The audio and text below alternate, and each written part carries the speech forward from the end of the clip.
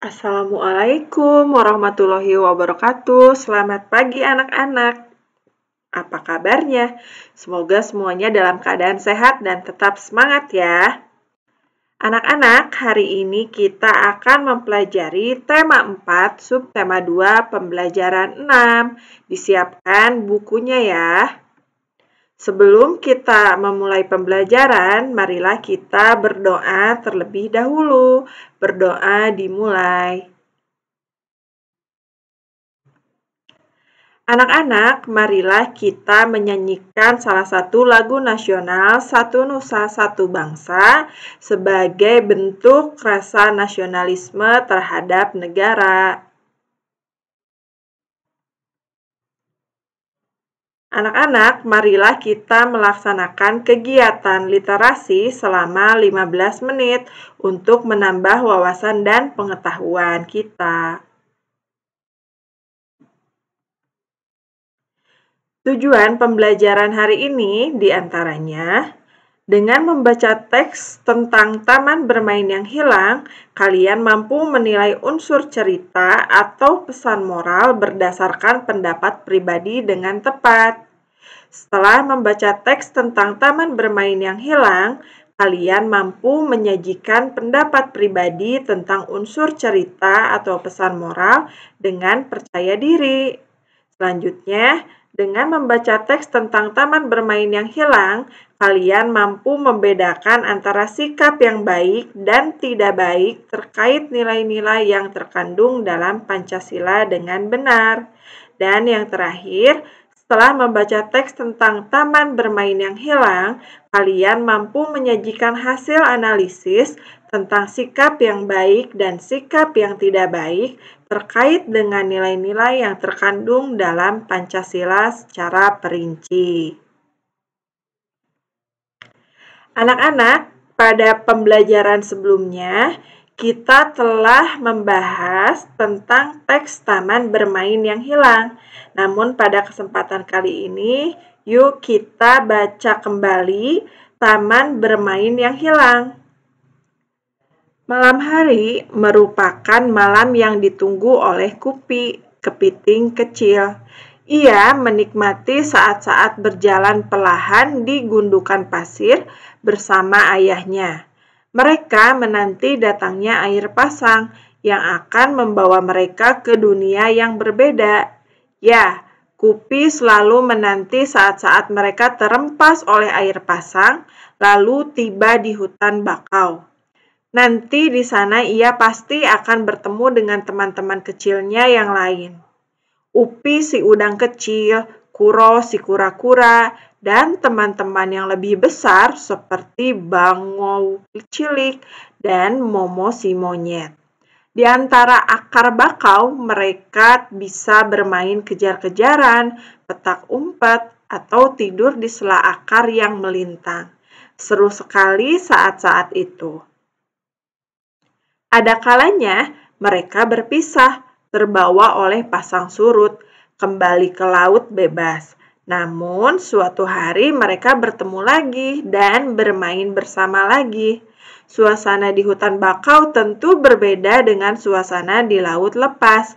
Airnya pun berbeda, tidak asin seperti air laut, tetapi tidak juga tawar.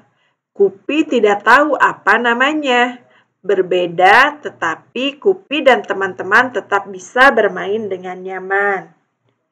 Malam itu, di pesisir pantai, Kupi bertanya pada ayahnya, "Ayah, mengapa kita tidak lagi pernah bisa bertemu dengan Bangau Putih, teman ayah? Aku juga sudah rindu bertemu dengan sahabat-sahabat kecilku. Aku sudah lama sekali tidak bertemu dengan Upi, Kuro, Bangau cilik, dan Momo. Mengapa sekarang susah sekali kita bertemu dengan mereka ya?" Sambil berjalan pelan di gundukan pasir, ayah Kupi menjelaskan perlahan. "Kupi sayang, sekali hutan bakau tempatmu bermain sudah rusak. Ayah dengar dari paman nelayan, manusia di pesisir pantai sana ingin membuat bangunan-bangunan yang tinggi menjulang.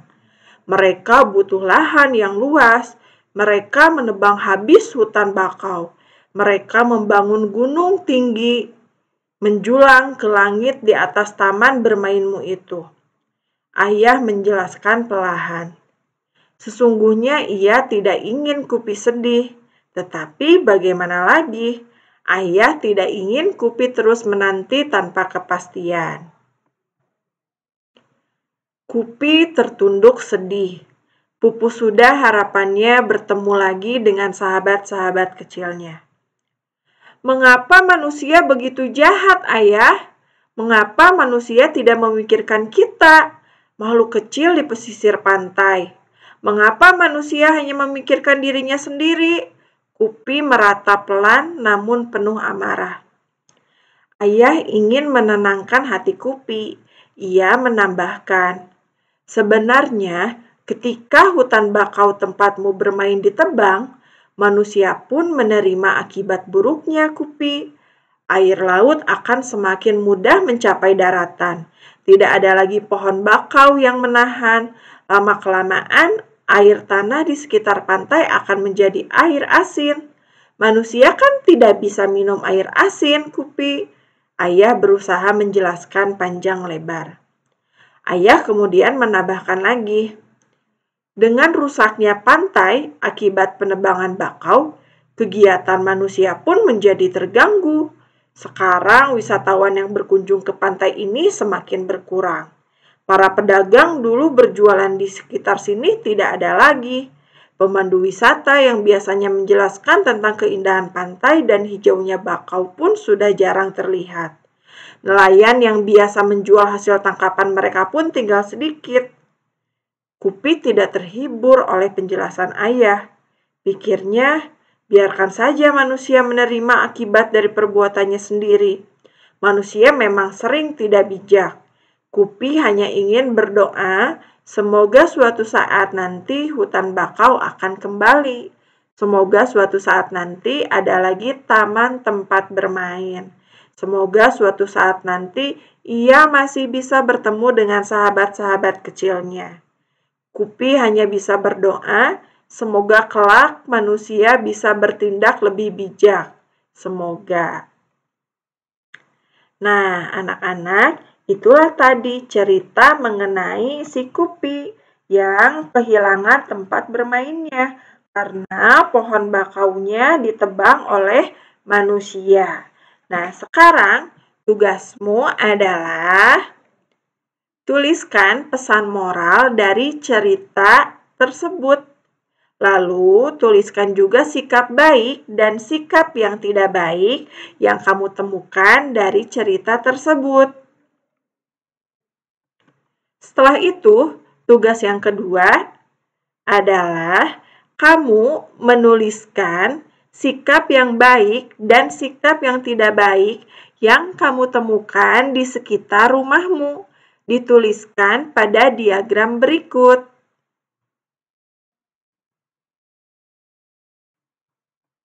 Anak-anak, pembelajaran hari ini cukup sekian. Semangat ya belajarnya dan jangan lupa untuk selalu menjaga kesehatan. Ibu ucapkan terima kasih. Wassalamualaikum warahmatullahi wabarakatuh.